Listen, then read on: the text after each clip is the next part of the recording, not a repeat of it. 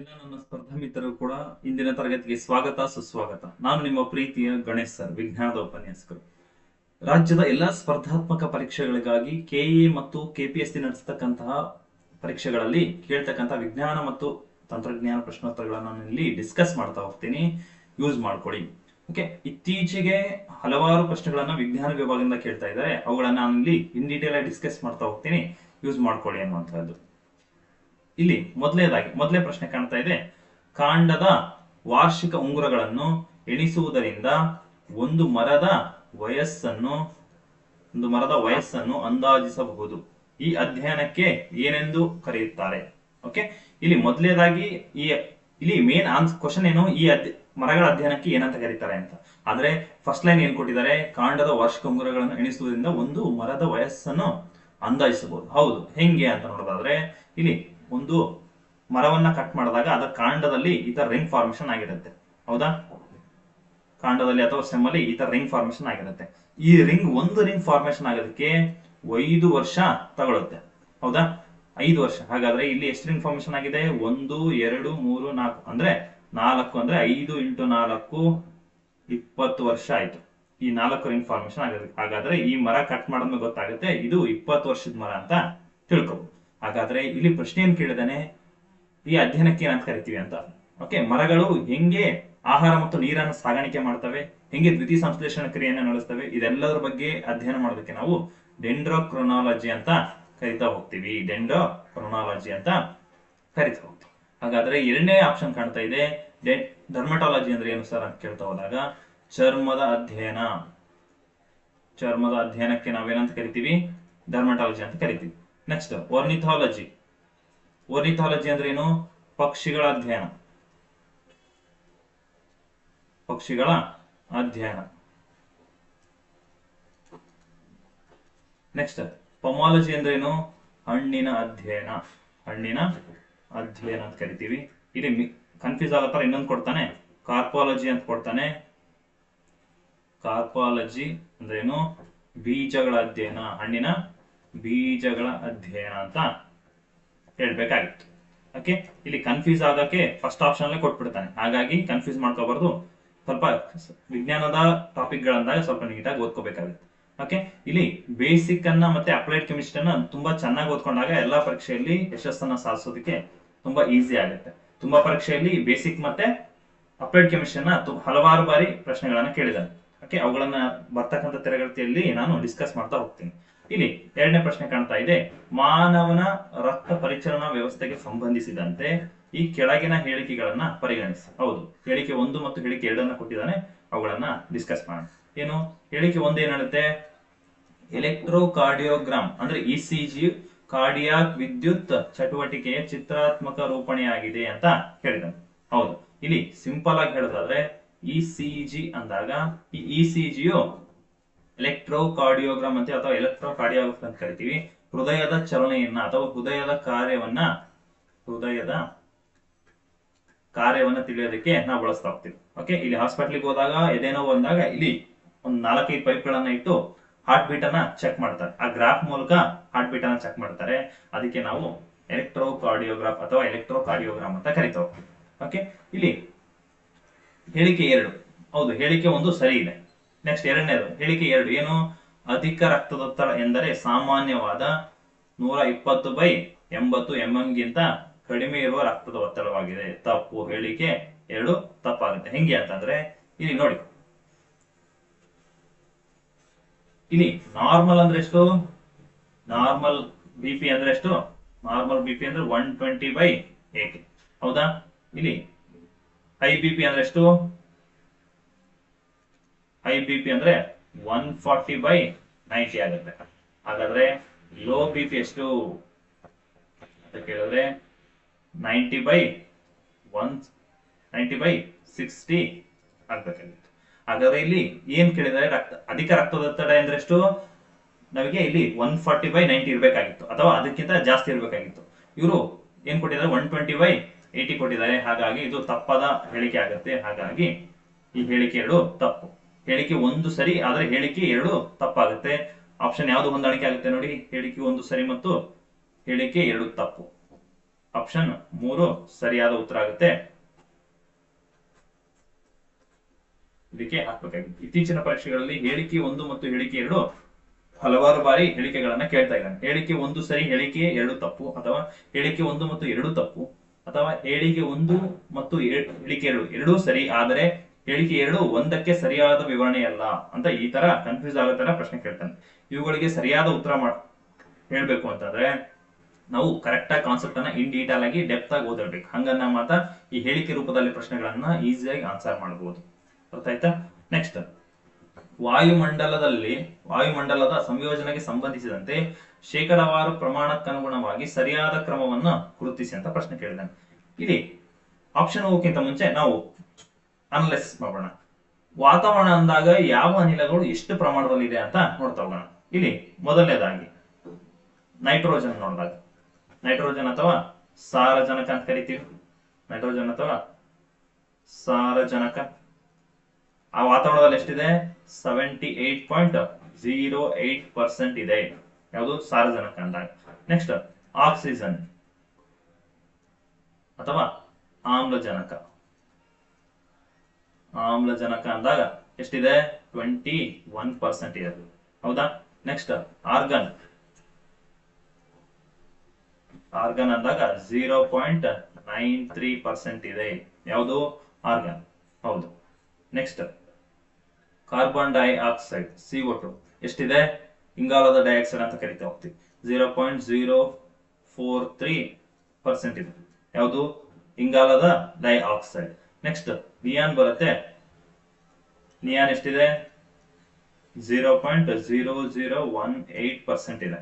ಹಾಗಾದ್ರೆ ಇವುಗಳನ್ನ ಸರಿಯಾದ ಕ್ರಮದಲ್ಲಿ ಬರಿತಾ ಹೋದಾಗ ಜಾಸ್ತಿ ಯಾವ್ದಿದೆ? ಸಾರಜನಕ ಇದೆ, ಎರಡನೇದಾಗಿ ಆಮ್ಲಜನಕ ಇದೆ, ಮೂರನೇದಾಗಿ ಆರ್ಗನ್ ಇದೆ, ನಾಲ್ಕನೇದು ಇಂಗಾಲದ ಡೈಆಕ್ಸೈಡ್ ಇದೆ, ಐದನೇದಾಗಿ ನಿಯಾನ್ ಇದೆ. ಹಾಗಾದ್ರೆ ಇವುಗಳನ್ನ ಸರಿಯಾದ ಕ್ರಮದಲ್ಲಿ ನೋಡ್ಕೊಂಡಾಗ ಆಪ್ಷನ್ 3 ಸರಿಯಾದ ಉತ್ತರ ಆಗುತ್ತೆ. ಹಾಗಾಗಿ ಆಪ್ಷನ್ 3ಕ್ಕೆ ಸ್ವಲ್ಪ ಕನ್ಫ್ಯೂಸ್ ಮಾಡ್ಕೋದೇನೆ ನೀಟಾಗಿ ಹಾಕಿದ್ರೆ ನಿಮಗೆ ಆನ್ಸರ್ ಈಸಿಯಾಗಿ ಹೇಳ್ಬೋದು. ಅರ್ಥ ಆಯ್ತಾ? ನೆಕ್ಸ್ಟ್, ಇಲ್ಲಿ ಪರಿಸರದ ಸಮಸ್ಯೆಗಳಿಗೆ ಅನ್ವಯಿಸಿ ಸಿಪಿಸಿಬಿಯ ವಿಸ್ತೃತ ರೂಪವನ್ನ ತಿಳಿಸಿ ಅಂತ ಕೇಳಿದ್ದಾನೆ. ಇಲ್ಲಿ ಈ ಒಂದು ಸಿಪಿಸಿಬಿ ಅಂದಾಗ ಫಿಸಿಕ್ಸ್ ಅಲ್ಲಿ ಬರ್ತಕ್ಕಂಥ ಶಬ್ದ ಪಾಠಕ್ಕೆ ರಿಲೇಟೆಡ್ ಆಗಿರ್ತಕ್ಕಂಥ ಟಾಪಿಕ್ ಇದೆ. ಹೌದು. ಈ ಸಿಪಿಸಿಬಿ ಅಂದಾಗ ಇಲ್ಲಿ ನಾವು ಸೌಂಡ್ ಪೊಲ್ಯೂಷನ್ ಓದ್ತಾ ಹೋಗ್ತೀವಿ. ಹೌದಾ? ಈ ಸೌಂಡ್ ಪೊಲ್ಯೂಷನ್ ಅಂದಾಗ ಯಾವ ಒಂದು ಪ್ರದೇಶದಲ್ಲಿ ಎಷ್ಟು ಸೌಂಡ್ ಅನ್ನ ಮಾಡಬೇಕು ಅನ್ನೋದನ್ನ ಸಿಪಿಸಿಬಿ ಅಂದ್ರೆ ಕೇಂದ್ರ ಮಾಲಿನ್ಯ ನಿಯಂತ್ರಣ ಮಂಡಳಿ, ಕೇಂದ್ರ ಮಾಲಿನ್ಯ ನಿಯಂತ್ರಣ ಮಂಡಳಿ ಅಂದ್ರೆ ಸೆಂಟ್ರಲ್ ಪೊಲ್ಯೂಷನ್ ಕಂಟ್ರೋಲ್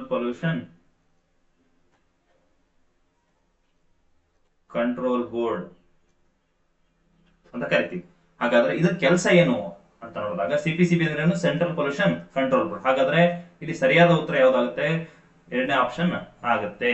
ಹಾಗಾಗಿ ಸೆಂಟ್ರಲ್ ಪೊಲ್ಯೂಷನ್ ಕಂಟ್ರೋಲ್ ಬೋರ್ಡ್ ಅಂತ ಹೇಳ್ಬೇಕು. ಹಾಗಾದ್ರೆ ಈ ಸಿಪಿಸಿಬಿ ಅಂದ್ರೆ ಏನು ಅಂತ ನೋಡಿದಾಗ ಸೆಂಟ್ರಲ್ ಪೊಲ್ಯೂಷನ್ ಕಂಟ್ರೋಲ್ ಬೋರ್ಡ್ ಅಂತ ಗೊತ್ತಾಯ್ತು. ಇದರ ಏನ್ ಸರ್ ಇದ್ರ ಕೆಲಸ ಏನು ಅಂತಂದ್ರೆ ಯಾವ ಪ್ರದೇಶದಲ್ಲಿ, ಫಾರ್ ಎಕ್ಸಾಂಪಲ್ ವಸತಿ ಪ್ರದೇಶ ಅಂತ ನೋಡಿದಾಗ, ಕೈಗಾರಿಕಾ ಪ್ರದೇಶ ಅಂತ ನೋಡಿದಾಗ, ನೆಕ್ಸ್ಟ್ ವಾಣಿಜ್ಯ ಪ್ರದೇಶ ಅಂತ ನೋಡಿದಾಗ,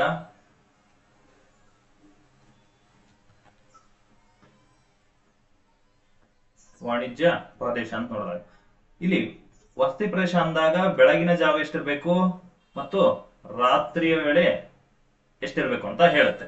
ಓಕೆ, ಎಷ್ಟು ಇದೆ ಲಿಮಿಟ್ ಅನ್ನ ಮೀರಿದ್ರೆ ಅದು ಸೌಂಡ್ ಪೊಲ್ಯೂಷನ್ ಅಥವಾ ಶಬ್ದ ಮಾಲಿನ್ಯ ಉಂಟಾಗುತ್ತೆ ಅಂತ ಯಾರು ಹೇಳಿದ್ರು? ಸಿಪಿಸಿಬಿ ರೂಲ್ಸ್ ಹಾಕಿದ್ರು. ಹಾಗಾದ್ರೆ ವಸತಿ ಅಂತ ಅಂದಾಗ ವಸತಿ ಪ್ರದೇಶಗಳಲ್ಲಿ ಬೆಳಗಿನ ಜಾವ 55 ಡೆಸಿಬಲ್ ಸೌಂಡ್ ಇರಬೇಕು, ರಾತ್ರಿ ಸಮಯದಲ್ಲಿ 45 ಇರಬೇಕು. ಹಾಗಾದ್ರೆ ಕೈಗಾರಿಕಾ ಪ್ರದೇಶದಲ್ಲಿ ಬೆಳಿಗ್ಗೆ 75 ಇರಬೇಕು, ರಾತ್ರಿ ಸಮಯದಲ್ಲಿ 70 ಡೆಸಿಬಲ್ ಇರಬೇಕಾಗುತ್ತೆ. ನೆಕ್ಸ್ಟ್ ವಾಣಿಜ್ಯ ಪ್ರದೇಶ ಅಂದಾಗ 65 ಬೆಳಿಗ್ಗೆ 65 ಡೆಸಿಬಲ್ ಇರಬೇಕು, ರಾತ್ರಿಯ ವೇಳೆ ಎಷ್ಟು? 55 ಡೆಸಿಬಲ್ ಇರಬೇಕು. ಈ ಒಂದು ಲಿಮಿಟ್ ಅನ್ನ ಕ್ರಾಸ್ ಮಾಡಿದ್ರೆ ಅದು ಶಬ್ದ ಮಾಲಿನ್ಯ ಅಂತ ಅರ್ಥ. ಓಕೆ, ಈ ಸೆಂಟ್ರಲ್ ಪೊಲ್ಯೂಷನ್ ಕಂಟ್ರೋಲ್ ಬೋರ್ಡ್ ಕೆಲಸ ಏನು? ಈ ಒಂದು ನಿಯಮಾವಳಿಗಳನ್ನ ಹಾಕೋದು, ಇವುಗಳನ್ನ ಹತೋಟಿಗೆ ತೆಗೆದುಕೊಳ್ಳುವಂತ ಕೆಲಸ ಸಿಪಿಸಿಬಿ ಅಂದ್ರೆ ಕೇಂದ್ರ ಮಾಲಿನ್ಯ ನಿಯಂತ್ರಣ ಮಂಡಳಿ, ಸೆಂಟ್ರಲ್ ಪೊಲ್ಯೂಷನ್ ಕಂಟ್ರೋಲ್ ಬೋರ್ಡ್ ಮಾಡ್ತಕ್ಕಂಥ ಕೆಲಸ. ಓಕೆ, ಇಲ್ಲಿ ನಾವು NCERT ಪುಸ್ತಕವನ್ನ ಲೈನ್ ಟು ಲೈನ್ ಓದ್ಬೇಕನ್ನೋದು ಇದೇ ಕಾರಣಕ್ಕೆ. ನಾವು ಶಬ್ದ ಪಾಠವನ್ನ ಎಲ್ಲಾ ನೋಡಿರ್ತೀವಿ, ಶಬ್ದದ ವಿಧಗಳನ್ನ ನೋಡ್ತಾ ಇರ್ತೀವಿ, ಹೌದಾ, ಅಲ್ಲಿ ಬರ್ತಕ್ಕಂಥ ಭಾವನೆಯನ್ನು ನೋಡ್ತಾ ಹೋಗ್ತೀವಿ, ಅಲ್ಟ್ರಾಸೋನಿಕ್ ಸೌಂಡ್ ಅನ್ನು ನೋಡ್ತಾ ಹೋಗ್ತೀವಿ, ಹೌದಾ, ಅವಧ್ವನಿಯನ್ನ ಎಲ್ಲಾ ನೋಡ್ತಾ ಹೋಗ್ತೀವಿ. ಆದ್ರೆ ಸಿಂಗಲ್ ಲೈನ್ ನ CPCB ಅನ್ನ ಬಿಟ್ಟಿರ್ತೀವಿ, CPCB ಅಂತ ಕೊಟ್ಟಿರ್ತಾರೆ ಅಷ್ಟೇನೆ, ಇದನ್ನ ಬಿಟ್ಟಿರ್ತೀವಿ. ಹಾಗಾಗಿ ಪ್ರತಿ ಲೈನ್ ಕೂಡ NCERT ಯಲ್ಲಿ ಪ್ರತಿ ಲೈನ್ ಕೂಡ ಇಂಪಾರ್ಟೆಂಟ್ ಆಗುತ್ತೆ, ಚೆನ್ನಾಗಿ ಓದ್ಕೋಬೇಕು. ಓಕೆ, ಇದನ್ನ ಇತ್ತೀಚೆಗೆ ನಡೆತಕ್ಕಂತ ಸಿವಿಲ್ PC ಎಕ್ಸಾಮ್ ಅಲ್ಲಿ ಕೇಳಿದ. ನೆಕ್ಸ್ಟ್, ಸೂಸೈಡ್ ಬ್ಯಾಗ್ ಎಂದು ಕರೆಯಲ್ಪಡುವ ಪ್ರಾಣಿ ಕೋಶದ ಈ ಭಾಗವು, ಸೂಸೈಡ್ ಬ್ಯಾಗ್ ಎಂದು ಕರೆಯಲ್ಪಡುವ ಪ್ರಾಣಿ ಕೋಶದ ಈ ಭಾಗವು ಯಾವ ಭಾಗ ಅಂತ ಕೇಳಿದಾನೆ, ಆನ್ಸರ್ ಲೈಸೋಸೋಮ್ ಆಗತ್ತೆ. ಯಾಕೆ ಆಗತ್ತೆ ಅಂತ ನೋಡ್ತಾ ಬಂದಾಗ, ಲೈಸೋಸೋಮ್ ಅಂದಾಗ ಇದರಲ್ಲಿ ಹೈಡ್ರೋಲೈಟಿಕ್ ಎನ್ಸೈಮ್ಗಳು ಕಂಡು ಬರ್ತವೆ. ಏನು ಹೈಡ್ರೋಲೈಟಿಕ್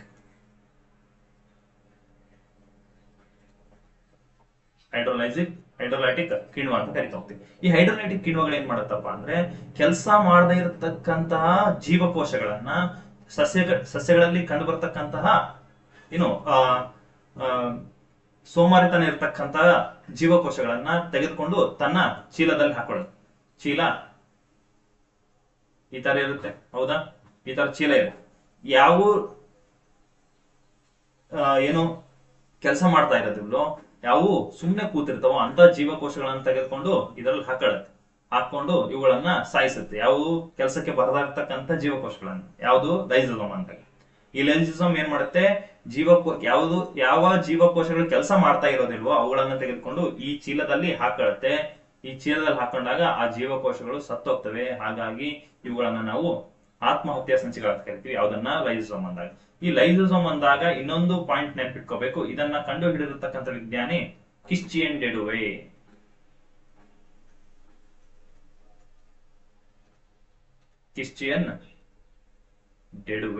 ಅನ್ನೋ ವಿಜ್ಞಾನಿ ಮೊದಲೇ ಬಾರಿಗೆ ಇದನ್ನ ಲೈಸೋಸೋಮ್ಗಳನ್ನ ಕಂಡು ಹಿಡಿತಾನೆ. ಇದರಲ್ಲಿ ಹೈಡ್ರೋಲೈಟಿಕ್ ಎನ್ಸೈಮ್ಗಳು ಕಂಡು ಬರ್ತವೆ.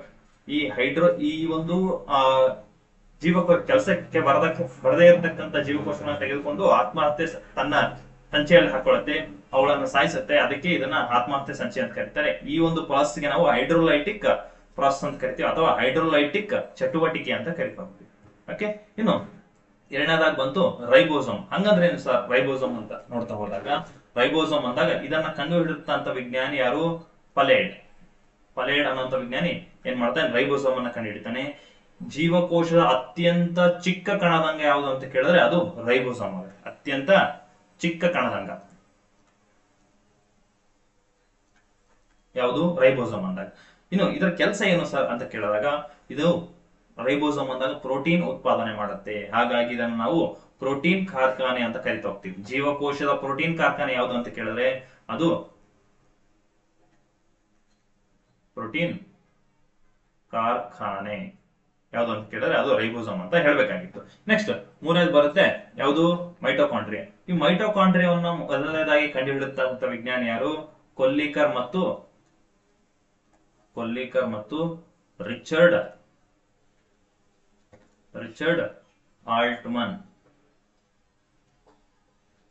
ಅನ್ನುವಂಥ ವಿಜ್ಞಾನಿಗಳು ಏನ್ ಮಾಡ್ತಾರೆ, ಮೊದಲೇ ಬಾರಿಗೆ ಮೈಟೋಕಾಂಡ್ರಿಯಾವನ್ನು ಕಂಡುಹಿಡಿತಾರೆ. ಹಾಗಾದ್ರೆ ಜೀವಕೋಶದ ಉಸಿರಾಟದ ಅಂಗ ಅಂತ ಕರೀತಾರೆ. ಯಾವ್ದನ್ನ, ಜೀವಕೋಶದ ಉಸಿರಾಟದ ಅಂಗ ಯಾವುದು, ಮೈಟೋಕಾಂಡ್ರಿಯಾ. ಹಾಗಾಗಿ ಇದನ್ನ ಜೀವಕೋಶದ ಶಕ್ತಿಯ ಕೇಂದ್ರ ಅಂತಾನು ಕರೀತಾರೆ. ಶಕ್ತಿಯ ಕೇಂದ್ರ ಯಾವುದು ಅಂತ ಕೇಳಿದ್ರು ಕೂಡ ಮೈಟೋಕಾಂಡ್ರಿಯಾ ಆಗುತ್ತೆ. ಅರ್ಥ ಆಯ್ತಾ? ಇನ್ನು ನಮ್ಮ ದೇಹದ ಎರಡನೇ ಅತಿ ದೊಡ್ಡ ಕಣದಂಗ ಯಾವುದು ಅಂತ ಕೇಳಿದ್ರೆ ಅದು ಕೂಡ ಮೈಟೋಕಾಂಡ್ರಿಯಾ ಆಗುತ್ತೆ.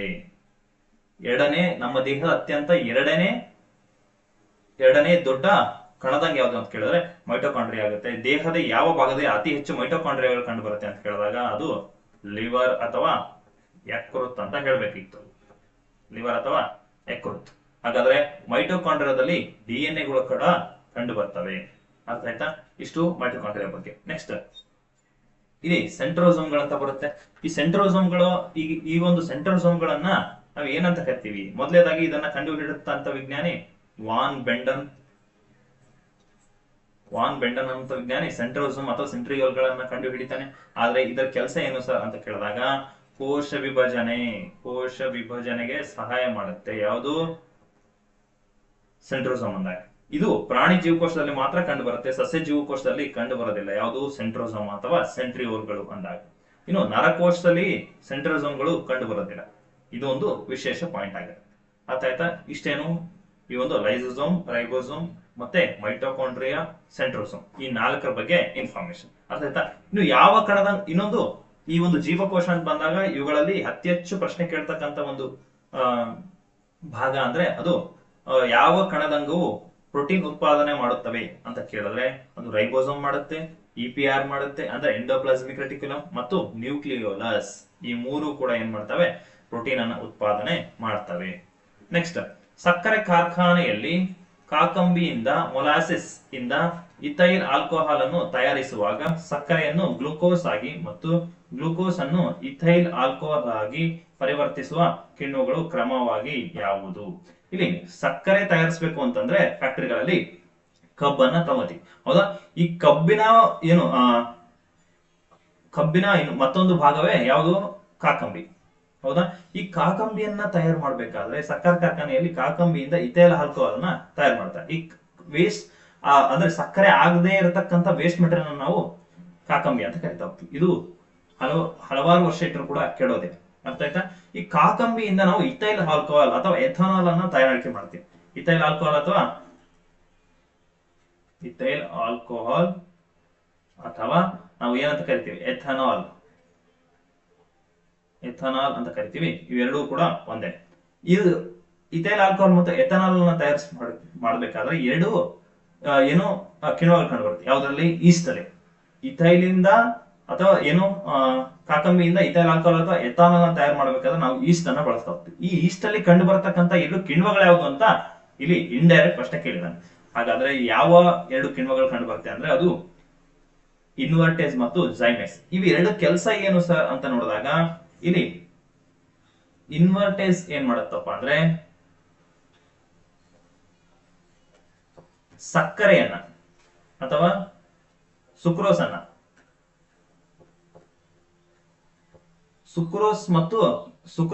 ಗ್ಲೂಕೋಸ್ ಮತ್ತು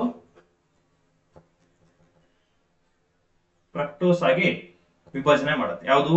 ಇನ್ವರ್ಟೇಸ್. ಸುಕ್ರೋಸ್ ಅನ್ನ ಗ್ಲೂಕೋಸ್ ಮತ್ತು ಫ್ರಕ್ಟೋಸ್ ಆಗಿ ಪರಿವರ್ತನೆ ಮಾಡುತ್ತೆ ಅಥವಾ ವಿಭಜನೆ ಮಾಡುತ್ತೆ ಅನ್ನುವಂಥದ್ದು. ನೆಕ್ಸ್ಟ್ ಇನ್ನೊಂದು ಬರುತ್ತೆ ಜೈಮೇಸ್.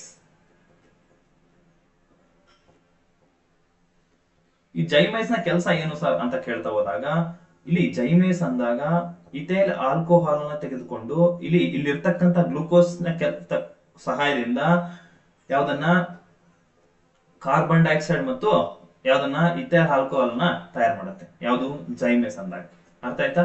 ಗ್ಲೂಕೋಸ್ ಅನ್ನ ತೆಗೆದುಕೊಂಡು ಕಾರ್ಬನ್ ಡೈಆಕ್ಸೈಡ್ ಅನ್ನಾಗಿ ತಯಾರು ಮಾಡುತ್ತೆ. ಇದಕ್ಕೆ ನಾವು ಇಥೈಲ್ ಆಲ್ಕೋಹಾಲ್ ಪ್ರೊಡ್ಯೂಸಿಂಗ್ ಪ್ರಾಸೆಸ್ ಅಂತ ಕರಿತಾ ಹೋಗ್ತೀವಿ.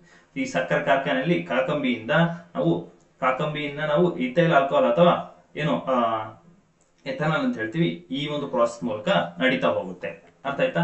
ಇನ್ನು ಮುಂದಿನ ಪ್ರಶ್ನೆ ಹೋಗೋಣ. ಈ ಕೆಳಗೆ ಪಟ್ಟಿ 1ರಲ್ಲಿ ನೀಡಿರುವ ಅಂಶಗಳಿಗೆ ಪಟ್ಟಿ 2ರಲ್ಲಿ ಕೊಟ್ಟಿರುವ ಅಂಶಗಳಲ್ಲಿ ಸರಿಯಾದ ಹೊಂದುವ ಆಯ್ಕೆಯನ್ನು ಗುರುತಿಸಿ ಅಂತ ಪ್ರಶ್ನೆ ಕೇಳಿದಾನೆ.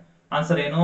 ಪ್ರಶ್ನೆ ಪಟ್ಟಿ 1 ಕೊಟ್ಟು ಪಟ್ಟಿ 2 ಕೊಟ್ಟಿದ್ದಾನೆ. ಮ್ಯಾಚ್ ದ ಫಾಲೋಯಿಂಗ್, ಹೊಂದಿಸಿ ಬರೆಯಿರಿ ಕೊಟ್ಟು ಇವುಗಳನ್ನ ಮ್ಯಾಚ್ ಮಾಡಿ ಅಂತ ಕೇಳಿದ್ದಾನೆ. ಈ ತರ ಪ್ರಶ್ನೆಗಳು ಕೂಡ ಇತ್ತೀಚಿನ ಪರೀಕ್ಷೆಯಲ್ಲಿ ಅಂದ್ರೆ ಮೊನ್ನೆ ದಿನಾಂಕ 2/8/2026 ಇರತಕ್ಕಂತ ಸಿವಿಲ್ PC ಪರೀಕ್ಷೆಯಲ್ಲಿ 3ರಿಂದ 4 ಪ್ರಶ್ನೆಗಳು ಇದೇ ತರ ಹೊಂದಿಸಿ ಬರೆಯಲು ಬಂದಿತ್ತು.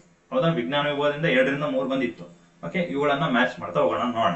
ಇಲ್ಲಿ ಅನಾಫಿಲಿಸ್ ಅಂದಾಗ ಅನಾಫಿಲಿಸ್ ಮಸ್ಕಿಟೋ ಯಾವುದನ್ನ ಕಾಸ್ ಮಾಡುತ್ತೆ? ಯಾವ ಒಂದು ಡಿಸೀಸ್ ಅನ್ನು ಕಾಸ್ ಮಾಡುತ್ತೆ ಅಂದ್ರೆ ಅದು ಮಲೇರಿಯಾವನ್ನ ಕಾಸ್ ಮಾಡುತ್ತೆ, ಅನಾಫಿಲಿಸ್ ಮಸ್ಕಿಟೋ ಅಂದಾಗ.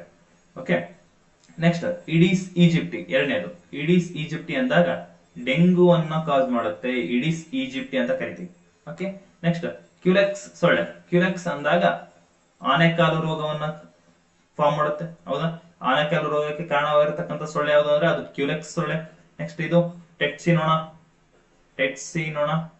ಈ ಟೆಟ್ಸಿನೋಣ ಅಂದಾಗ ಇದು ಆಫ್ರಿಕಾದ ನಿದ್ರಾ ರೋಗಕ್ಕೆ ಕಾರಣ ಆಗುತ್ತೆ. ಹಾಗಾದ್ರೆ ಇಲ್ಲಿ A4, B1, C2, D3 ಆಗುತ್ತೆ. ಆಪ್ಷನ್ ಯಾವ್ದಾಗುತ್ತೆ? ಆಪ್ಷನ್ 3 ಸರಿಯಾದ ಉತ್ತರ ಆಗುತ್ತೆ. ಹಾಗಾಗಿ ನೀವು ಈ ತರ ಫಸ್ಟ್ ಮ್ಯಾಚ್ ಮಾಡ್ಕೊಂಡು ನೋಡ್ಕೋಬಹುದು. ಅರ್ಥ ಆಯ್ತಾ? ಮುಂದಿನ ಪ್ರಶ್ನೆ ಹೋಗೋಣ. ಅತಿ ವೇಗದ ಗಾಳಿಯು ಶೀಟ್ಗಳಿಂದ ಮಾಡಿದ ಕೆಲವು ಮನೆಗಳ ಮೇಲ್ಛಾವಣಿಯನ್ನು ಬೇರೆಡೆಗೆ ತಿರುಗಿಸುತ್ತವೆ. ಹೌದು, ಜೋರ ಗಾಳಿ ಬೀಸಿದಾಗ ತಗಡಿನಿಂದ ಅಥವಾ ಶೀಟಿಂದ ನಿರ್ಮಾಣ ಇರತಕ್ಕಂಥ ಮನೆಗಳು ಮೇಲ್ಛಾವಣಿ ಹಾರೋಗುತ್ತೆ. ಓಕೆ, ಇದನ್ನು ಕೆಳಕಂಡ ಯಾವ ನಿಯಮವನ್ನು ಬಳಸಿ ವಿವರಿಸಬಹುದು ಅಂತ. ಅಂದ್ರೆ ಗುಡಿಸಲಿನ ಚಪ್ಪರ ಹಾರಿ ಹೋಗುವುದು, ಬಿರುಗಾಳಿಗೆ ಗುಡಿಸಲಿನ ಚಪ್ಪರ ಅಥವಾ ಶೀಟಿನ ಮನೆ ಹಾರಿ ಹೋಗುತ್ತೆ. ಇದು ಯಾವ ನಿಯಮಕ್ಕೆ ಸರಿಯಾದ ವಿವರಣೆ ಆಗಿದೆ ಅಂತ ಪ್ರಶ್ನೆ ಕೇಳಿದ್ದೇನೆ. ಏನು ಆಪ್ಷನ್ ಒಂದೇನಿದೆ, ಟಿಂಡಾಲ್ ಪರಿಣಾಮ ಅಂತ ಇದೆ. ಹಾಗಾದ್ರೆ ಟಿಂಡಾಲ್ ಪರಿಣಾಮ ಅಂದ್ರೆ ಏನು ಅಂತ ನೋಡ್ತಾ ಹೋದಾಗ, ಈ ಕೊಲಾಯ್ಡ್ ದ್ರಾವಣದಲ್ಲಿ ಬೆಳಕಿನ ಕಿರಣ ಹಾದು ಹೋಗುವಾಗ ಬೆಳಕಿನ ಚೆದರುವ ಪ್ರಕ್ರಿಯೆಗೆ ನಾವು ಟಿಂಡಾಲ್ ಪರಿಣಾಮ ಅಂತ ಕರಿತೀವಿ. ಇಲ್ಲಿ ಸಿಂಪಲ್ ಆಗಿ ಹೇಳೋದಾದ್ರೆ, ಒಂದು ಕತ್ತಲೆ ಕೋಣೆಯಲ್ಲಿ ಒಂದು ರಂಧ್ರದಿಂದ ಸೂರ್ಯನ ಬೆಳಕು ಒಳಗಡೆ ಬಂದಾಗ ಅಲ್ಲಿ ಬೆಳಕಿನ ಕಣಗಳು ನಮಗೆ ಕಣ್ಣಿಗೆ ಕಾಣಿಸುತ್ತೆ. ಹೌದಾ, ಧೂಳಿನ ಕಣಗಳು ನಮ್ ಕಣ್ಣಿಗೆ ಕಾಣಿಸುತ್ತೆ. ಇದಕ್ಕೆ ನಾವು ಪರ್ಫೆಕ್ಟ್ ಎಕ್ಸಾಂಪಲ್ ನ ಕೊಡಬಹುದು. ಆ ಧೂಳಿನ ಕಣಗಳು ಬೆಳಕನ್ನ ಚದುರಿಸುತ್ತಲ್ಲ, ಅದಕ್ಕೆ ನಾವೇನಂತ ಕರಿತೀವಿ, ಟಿಂಡಾಲ್ ಪರಿಣಾಮ ಅಂತ ಕರಿತಾ ಹೋಗ್ತೀವಿ. ಅರ್ಥ ಆಯ್ತಾ? ಹಾಗಾದ್ರೆ ಇದು ಸರಿಯಾದ ವಿವರಣೆ ಅಲ್ಲ. ನೆಕ್ಸ್ಟ್ ಎರಡನೇದು ಬರುತ್ತೆ ಪ್ಯಾಸ್ಕಲ್ ನ ನಿಯಮ ಅಂತ ಬರುತ್ತೆ. ಏನ್ ಸರ್ ಪ್ಯಾಸ್ಕಲ್ ನ ನಿಯಮ? ಮುಚ್ಚಿದ ದ್ರವದ ಯಾವುದೇ ಒಂದು ಬಿಂದುವಿನ ಮೇಲೆ ಒತ್ತಡವನ್ನು ಹಾಕಿದಾಗ ಆ ದ್ರವ ಏನಾಗುತ್ತೆ ಅಂದ್ರೆ ಎಲ್ಲಾ ದಿಕ್ಕಿನ ಕಡೆ ಕೂಡ ಸಮನಾದ ಒತ್ತಡವನ್ನ ಹಾಕುತ್ತೆ. ಇದಕ್ಕೆ ನಾವು ಪ್ಯಾಸ್ಕಲ್ ನಿಯಮ ಅಂತ ಹೇಳ್ತೀವಿ. ಇದಕ್ಕೆ ಸರಿಯಾದ ಉದಾಹರಣೆ ಕೊಡೋದಾದ್ರೆ, ಪರ್ಫೆಕ್ಟ್ ಎಕ್ಸಾಂಪಲ್ ಕೊಡೋದಾದ್ರೆ, ನಾವು ಹೈಡ್ರಾಲಿಕ್ ಬ್ರೇಕ್ ಗಳನ್ನ ಬಳಸ್ತೀವಿ, ಹೈಡ್ರಾಲಿಕ್ ಲಿಫ್ಟ್ ಗಳನ್ನ ಬಳಸ್ತಾ ಹೋಗ್ತೀವಿ. ಹೌದಾ, ಯಾವ್ದಕ್ಕೆ? ಇವು ಹೈಡ್ರಾಲಿಕ್ ಬ್ರೇಕ್ ಅಥವಾ ಹೈಡ್ರಾಲಿಕ್ ಲಿಫ್ಟ್ ಯಾವ್ದಕ್ಕೆ ಉದಾಹರಣೆ ಅಂತ ಕೇಳಿದಾಗ ಅದು ಪ್ಯಾಸ್ಕಲ್ ನಿಯಮ ಅಂತ ಹೇಳ್ಬೇಕಿತ್ತು. ಹಾಗಾದ್ರೆ ಈ ವಿವರಣೆ ಕೂಡ ತಪ್ಪಾಗುತ್ತೆ. ನೆಕ್ಸ್ಟ್ ಮೂರನೇದು ಬರುತ್ತೆ ಬರ್ನೌಲಿ ಅಂತ. ಹೌದು, ಇದು ಸರಿಯಾದ ಉತ್ತರ ಆಗುತ್ತೆ. ಯಾಕೆ ಅಂದ್ರೆ ವಿಮಾನ ಹಾರಾಟ ಆಗಿರ್ಬೋದು, ಯಾವುದು ಯಾಂತ್ರಿಕ ದೋಣಿಗಳು ಅಥವಾ ಏನು ರಾಬೋಟ್ಸ್ ಅಂತ ಕರಿತಾ ಹೋಗ್ತೀವಿ. ಹೌದಾ, ಇದು ಗುಡಿಸಲಿನ ಚಪ್ಪರ ಹಾರಿ ಹೋಗುವುದು, ಬಿರುಗಾಳಿಗೆ ಗುಡಿಸಲಿನ ಚಪ್ಪರ ಹಾರಿ ಹೋಗುವುದು. ಈ ಪ್ರಶ್ನೆಯನ್ನ ನಿಮಗೆ ಇಲ್ಲಿ ಯಾವುದು ನಾನ್ HKCT ಪರೀಕ್ಷೆಯಲ್ಲಿ ಕೇಳಿದ್ರು. ಯಾವುದು ಗುಡಿಸಲಿನ ಚಪ್ಪರ ಹಾರಿ ಹೋಗುವುದು ಯಾವ ತತ್ವ ಅಂತ ಕೇಳಿದ್ರು, ಅದು ಬರ್ನೌಲಿಯ ತತ್ವ ಆಗಿತ್ತು. ನೆಕ್ಸ್ಟ್ ಪೇಂಟ್ ಸ್ಪ್ರೇ ಗನ್ ಅಥವಾ ನಾವೇನು ಪರ್ಫ್ಯೂಮ್ ಯೂಸ್ ಮಾಡ್ತೀವಿ, ಅವುಗಳು ಕೂಡ ಎಲ್ಲವೂ ಬರ್ನೌಲಿ ತತ್ವದ ಮೇಲೆ ಕೆಲಸ ಮಾಡುತ್ತೆ. ವಿಮಾನ ಹಾರಾಟ ಆಗಿರ್ಬೋದು, ರಾಬೋಟ್ಸ್ ಆಗಿರ್ಬೋದು, ಗುಡಿಸಲಿನ ಚಪ್ಪರ ಹಾರಿ ಹೋಗೋದಾಗಿರ್ಬೋದು, ಮತ್ತು ಇನ್ನೊಂದು ಯಾವುದು ಪೇಂಟ್ ಸ್ಪ್ರೇ ಗನ್ ಆಗಿರ್ಬೋದು ಅಥವಾ ಪರ್ಫ್ಯೂಮ್ ಆಗಿರ್ಬೋದು, ಇವುಗಳೆಲ್ಲ ಕೂಡ ಬರ್ನೌಲಿ ತತ್ವದ ಮೇಲೆ ಕೆಲಸ ಮಾಡುತ್ತೆ. ಇದನ್ನ ಹಲವಾರು ಪ್ರಶ್ನೆಯನ್ನು ಕೇಳಿದರೆ ಇದನ್ನ ಸ್ವಲ್ಪ ನೆನ್ಪಿಟ್ಕೋಬೇಕಾಗುತ್ತೆ. ಇನ್ನು ನೆಕ್ಸ್ಟ್ ನಾಲ್ಕನೇದು ಬರುತ್ತೆ ಸ್ಟೋಕ್ ನ ನಿಯಮ. ಅಂದ್ರೆ ಯಾವುದೇ ಒಂದು ಹೆಚ್ಚಿನ ಸಾಂದ್ರತೆ ಅಥವಾ ಹೆಚ್ಚಿನ ಥಿಕ್ನೆಸ್ ಇರತಕ್ಕಂತ ಲಿಕ್ವಿಡ್ ಅಲ್ಲಿ ನಾವು ಉಕ್ಕಿನ ಚೆಂಡನ್ನ ಹಾಕಿದಾಗ ಅದಷ್ಟು ನಿಧಾನವಾಗಿ ಒಳಗಡೆ ಹೋಗುತ್ತಲ್ಲ, ಅದನ್ನ ನಾವು ಸ್ಟೋಕ್ಸ್ ನ ನಿಯಮಕ್ಕೆ ಸರಿಯಾದ ಉದಾಹರಣೆ ಕೊಡಬಹುದು. ಫಾರ್ ಎಕ್ಸಾಂಪಲ್, ನಾವು ಗ್ಲಿಸರಿನ್ ಅಂತ ತೆಗೆದುಕೊಂಡಾಗ ಅದರಲ್ಲಿ ನಾವು ಉಕ್ಕಿನ ಚೆಂಡನ್ನು ಹಾಕಿದಾಗ ಎಷ್ಟು ನಿಧಾನವಾಗಿ ಒಳಗಡೆ ಹೋಗುತ್ತಲ್ಲ, ಇದು ಒಂದು ಸ್ಪೋಕ್ ನ ನಿಯಮಕ್ಕೆ ಒಂದು ಸರಿಯಾದ ಉದಾಹರಣೆ ಆಗಿದೆ. ಓಕೆ, ಇನ್ನು ಮುಂದಿನ ಪ್ರಶ್ನೆಗೆ ಹೋದಾಗ, ಒಂದು ಚಪ್ಪಟೆ ತಳದ ಫ್ಲಾಸ್ಕ್ ನಲ್ಲಿ ನೀರನ್ನು ಕಾಯಿಸುವ ಪ್ರಕ್ರಿಯೆಯನ್ನು ಗಮನಿಸಿ. ಈ ಕೆಳಕಂಡ ಹೇಳಿಕೆಗಳನ್ನು ಓದಿರಿ. ಓಕೆ, ಇಲ್ಲಿ ಏನ್ ಕೇಳಿದಾನೆ ಅಂತಂದ್ರೆ, ಒಂದು ಚಪ್ಪಟೆ ಹಾಕಿರೋ ಫ್ಲಾಸ್ಕ್ ನಲ್ಲಿ ನೀರನ್ನು ಕಾಯಿಸ್ತಾ ಇರ್ತೀವಿ. ಈ ಒಂದು ಕ್ರಿಯೆ ಸಂಬಂಧಿಸಿದಂತೆ ಕೆಳಗಿನ ಹೇಳಿಕೆಗಳನ್ನು ಪರಿಗಣಿಸಿ ಸರಿಯಾದ ಉತ್ತರವನ್ನು ನೀಡಿ ಅಂತ ಪ್ರಶ್ನೆ ಕೇಳಿದಾನೆ. ಏನು?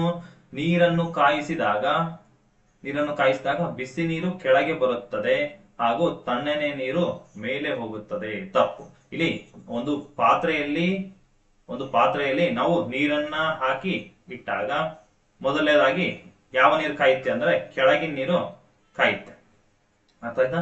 ಈ ಕೆಳಗಿನ ನೀರು ಕಾಯಿದ ತಕ್ಷಣ, ಬಿಸಿಯಾಗಿದ ತಕ್ಷಣ ಇದು ಮೇಲೆ ಹೋಗುತ್ತೆ. ಇಲ್ಲಿ ಮೇಲೆ ಇರ್ತಕ್ಕಂತ ತಣ್ಣನೆ ನೀರು ಏನ್ ಮಾಡುತ್ತೆ? ಕೆಳಗಡೆ ಬರುತ್ತೆ. ಇದು ಬಿಸಿ ನೀರು. ಕೆಳಗಡೆ ಬಿಸಿಯಾಗಿದ ತಕ್ಷಣ ಮೇಲೆ ಹೋಗುತ್ತೆ, ಮೇಲೆ ಇರ್ತಕ್ಕಂಥ ತಣ್ಣನೆ ನೀರು ಕೆಳಗಡೆ ಬರುತ್ತೆ. ಹಾಗಾಗಿ ಆಪ್ಷನ್ ಏನು?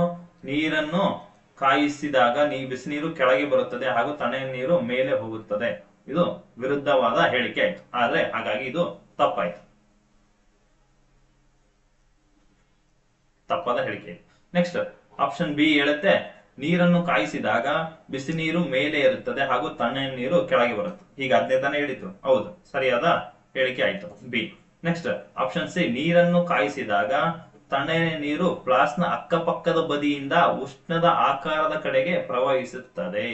ಅಂದ್ರೆ ಇಲ್ಲಿ ನೋಡಿ, ಇಲ್ಲಿ ಪಾತ್ರೆ ಅಂದಾಗ ನೀರಿರುತ್ತೆ, ಕೆಳಗಡೆ ಬಿಸಿಯಾಗಿರ್ತಕ್ಕಂಥ ನೀರು ಮೇಲೆ ಹೋಗುತ್ತೆ, ತಣ್ಣನೆ ನೀರು ಕೆಳಗಡೆ ಬರುತ್ತೆ.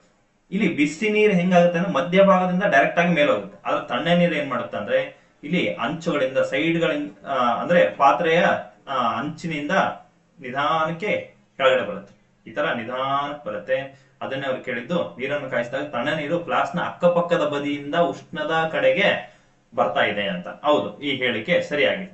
ಹಾಗಾದ್ರೆ ನೆಕ್ಸ್ಟ್ ಹೇಳಿಕೆ ನೋಡೋಣ.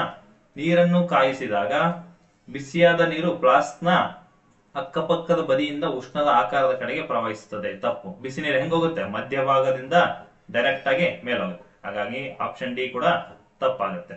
ಇಲ್ಲಿ ಆಪ್ಷನ್ ಎ ಮತ್ತು ಡಿ ತಪ್ಪಾಗುತ್ತೆ. ಬಿ ಮತ್ತು ಸಿ ಸರಿ ಆಗುತ್ತೆ. ಆಪ್ಷನ್ ಬಿ ಮತ್ತು ಸಿ ಎಲ್ಲಿದೆ? ಆಪ್ಷನ್ 3 ಹಾಗಾಗಿ ಆಪ್ಷನ್ 3ಕ್ಕೆ ಕರೆಕ್ಟ್ ಆನ್ಸರ್ ಟಿಕ್ ಮಾಡಬೇಕಾಗಿತ್ತು. ನೆಕ್ಸ್ಟ್ ಪ್ರಶ್ನೆ. ಸೂರ್ಯನಿಂದ ನಮಗೆ ಶಾಖವು ವಿಕಿರಣ ಅಥವಾ ರೇಡಿಯೇಷನ್ ಎಂಬ ಪ್ರಕ್ರಿಯೆ ಮೂಲಕ ಬರುತ್ತೆ. ಹೌದು, ಸೂರ್ಯನ ಶಾಖ ರೇಡಿಯೇಷನ್ ಅಥವಾ ವಿಕಿರಣದ ಮೂಲಕ ನಮ್ಮ ಭೂಮಿಗೆ ಬಂದು ತಲುಪುತ್ತೆ. ಹೌದಾ? ಈ ಹೇಳಿಕೆಗಳನ್ನ ಪರಿಗಣಿಸೋಣ. ಇಲ್ಲಿ ಆಪ್ಷನ್ ಎ ಬಿ ಸಿ ಅಂತ ಹೇಳಿಕೆಗಳನ್ನು ಕೊಟ್ಟಿದ್ದಾರೆ. ಆಪ್ಷನ್ ಎ ಏನೋ ಹೇಳಿಕೆ ಎ ಏನಂತ ನೋಡ್ತಾ ಹೋದಾಗ ವಿಕಿರಣಕ್ಕೆ ಯಾವುದೇ ಮಾಧ್ಯಮ ಅಗತ್ಯವಿಲ್ಲ. ಹೌದು, ಬೆಳಕು ಇಲ್ಲಿ ಡೈರೆಕ್ಟ್ ಆಗಿ ಹೇಳೋದಾದ್ರೆ ಬೆಳಕು ಪ್ರಸರಣಕ್ಕೆ ಯಾವುದೇ ಮಾಧ್ಯಮದ ಅವಶ್ಯಕತೆ ಇಲ್ಲ ಅಂತ ಇಂಡೈರೆಕ್ಟ್ ಪ್ರಶ್ನೆ ಕೇಳಿದಾನೆ. ಹೌದಾ? ವಿಕಿರಣಕ್ಕೆ ಯಾವುದೇ ಮಾಧ್ಯಮದ ಅಗತ್ಯ ಇಲ್ಲ. ಹೌದು, ಬೆಳಕು ಮಾಧ್ಯಮ ಇದ್ರೂ ಅಷ್ಟೇ, ಇಲ್ಲ ಅಂದ್ರೂ ಅಷ್ಟೇ ಭೂಮಿಗೆ ಬಂದೇ ಬರುತ್ತೆ. ಹೌದಾ? ಹಾಗಾಗಿ ಆಪ್ಷನ್ ಎ ಸರಿಯಾದ ಉತ್ತರ ಆಗುತ್ತೆ. ನೆಕ್ಸ್ಟ್ ಆಪ್ಷನ್ ಏನು? ಹೇಳಿಕೆ ಬಿ ನೋಡ್ತಾ ಹೋದಾಗ ಮಾಧ್ಯಮ ಇದ್ದರೂ ಅಥವಾ ಇಲ್ಲದಿದ್ದರೂ ವಿಕಿರಣ ಉಂಟಾಗುತ್ತದೆ. ಹೌದು, ಉಂಟಾಗುತ್ತೆ. ಹಾಗಾಗಿ ಇದು ಕೂಡ ಸರಿಯಾಗುತ್ತೆ. ಆಪ್ಷನ್ ಬಿ ಕೂಡ ಸರಿಯಾಗಿ ಇದೆ ಅಂತ ಹೇಳು. ನೆಕ್ಸ್ಟ್, ವಿಕಿರಣಕ್ಕೆ ಮಾಧ್ಯಮದ ಅವಶ್ಯಕತೆ ಇದೆ? ಇಲ್ಲ. ತಪ್ಪು. ಮಾಧ್ಯಮ ಇದ್ರೂ ಅಷ್ಟೇ, ಇಲ್ಲ ಅಂದ್ರೆ ಅಷ್ಟು ಕೂಡ ಯಾವ್ದಾಗುತ್ತೆ? ಬೆಳಕು ಭೂಮಿಯನ್ನ ಬಂದು ತಲುಪುತ್ತೆ. ಹಾಗಾಗಿ ಆಪ್ಷನ್ ಎ ಮತ್ತು ಹೇಳಿಕೆ ಎ ಮತ್ತು ಬಿ ಮಾತ್ರ ಸರಿ ಅಂತ ಹೇಳ್ಬೇಕಾಗಿತ್ತು. ಹಾಗಾಗಿ ಇಲ್ಲಿ ಕೆಳಗೆ ಯಾವಿದಾವೆ? ಹೇಳಿಕೆ ಎ ಮತ್ತು ಬಿ ಸರಿಯಾಗಿದ್ದಾವೆ ಅಂತ ಆಪ್ಷನ್ 3 ಸರಿಯಾಗಿ ಕೊಟ್ಟಿದ್ದಾನೆ. ಇವುಗಳಿಗೆ ಸರಿಯಾಗಿ ಟಿಕ್ ಮಾಡಬೇಕಾಗಿತ್ತು. ನೆಕ್ಸ್ಟ್, ಇನ್ನು ಬರ್ತಕ್ಕಂತ ತರಗತಿಗಳಲ್ಲಿ ಇನ್ನೂ ಹೆಚ್ಚಿನ ವಿಜ್ಞಾನ ತರಗತಿಗಳನ್ನ ಅಥವಾ ಹೆಚ್ಚಿನ ವಿಷಯಗಳನ್ನ ಏನು ಟ್ವಿಸ್ಟ್ ಇರತಕ್ಕಂತ ಪ್ರಶ್ನೆಗಳನ್ನ ತೆಗೆದುಕೊಂಡು ಬರ್ತೀನಿ. ಅಲ್ಲಿವರೆಗೂ ವೇಟ್ ಮಾಡ್ತಾ ಇರಿ. Thank you.